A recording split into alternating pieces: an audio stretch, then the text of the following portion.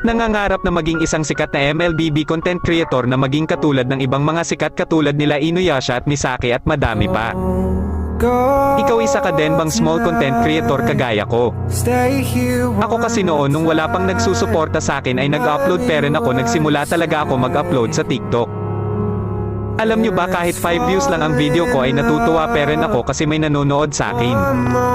At kahit pa man ganun ay hindi pa rin ako tumigil sa pag-upload kahit na pangit ang video na ina-upload ko. Lagi kong iniisip na kung may pag-asa ba ako na maging katulad ng mga sikat na content creator. Alam nyo ba na kapag may maglalib ay lagi talaga akong humihingi ng skin sa mga sikat na content creator. Wala kasi ako skin noon hahaha simula nung na-download ko ang injector ay nagagamit ko na ang mga dream skin ko.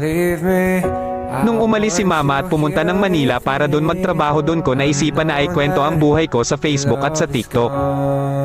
Alam nyo ba nung paggising ko hindi ako makapaniwala na dumami followers ko at nanonood sa akin.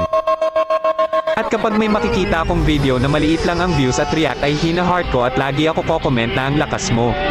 Kaya po sana magsuportaan po tayo mga small content creator at sabay-sabay natin abutin ang pangarap natin na makilala ng mga tao at hangaan.